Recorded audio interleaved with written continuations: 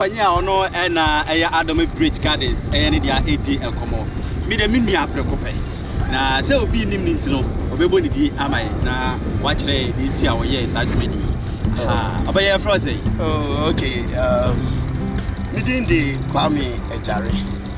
Na kru yi na won bola na Adomi Bridge Garden. Wow, kru ni na bola. Bola. You better Atimpoku bola. Atimpoku bola. Okay. At the same time no so na ye bia ya wo to anoya ne ade.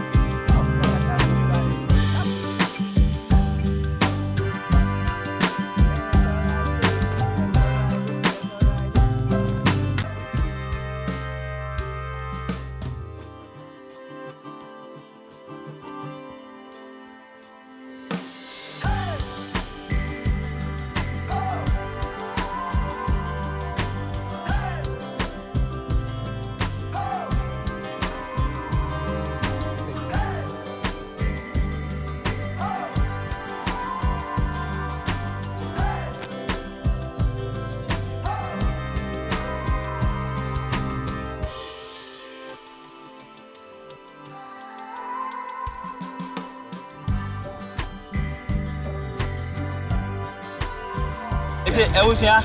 say dia ya ba betina boat kase mu ye cruising kakra wada se ye cruising kakra eti no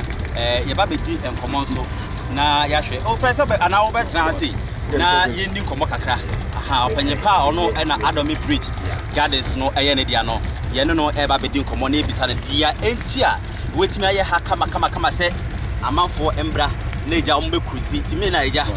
me twitwa me sia nana Yane opanya ono na Adomi Bridge Gardens ne dia ADL komo. Me de mini aprekope. Na se obi nim ni ntino, obebo ni di amai na wachre di ti a wo ye sa dwedi. Obaye froze. Oh, okay. Me din de Kwame Ejare. Kwame Ejare. We are community mapa. Oh, community banker sanga. Eba ne say na Adomi Bridge Gardens with me sisi hasi idea no ba ne say. Yo, ade papa bia no emi se na chance edin kakra na bia ya ye friend Adomi Bridge Gardens ma men kan kire wusi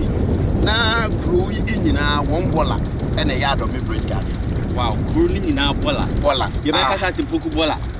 bola. Okay. At the same time no so na ye bia ya wotu anoya ne ade ti se ne na amuna ne ade de ha na meka no dia so bia ekuran se baby a wo no bola ne no ebeda ne office ochina ana ebeda bedroom ochina enti e fa baby no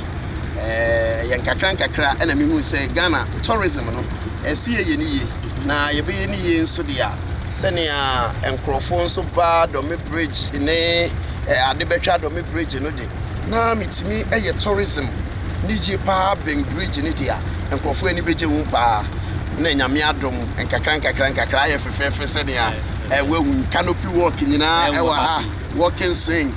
mu ewo nsuo no mu ye wa samples ahoro ewo garden no alligator monitor lizard monkey bi wo yeah monkey grass cutter wonu mu nyina eye mu anti school fu ene asori ne ade nyina eta aba ha abre ne abre bia ebeje wo mu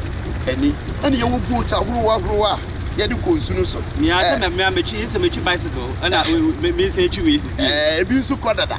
ebi nsu etu dada aduane nso asroto ekoso wo Adomi Bridge Garden nti Adomi Bridge Garden si ni nia sɛ ne ebe ya tourism ebe ko nkan ene ade nti de nam so a nyame adom yesiesi aha fefefe na ni nyina nso na kyerɛ sɛ akwamu ahemfo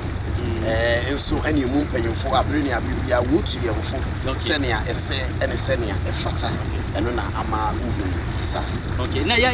fa sɛ tourism no o sha sɛ oboa ma akoso ɛwɔ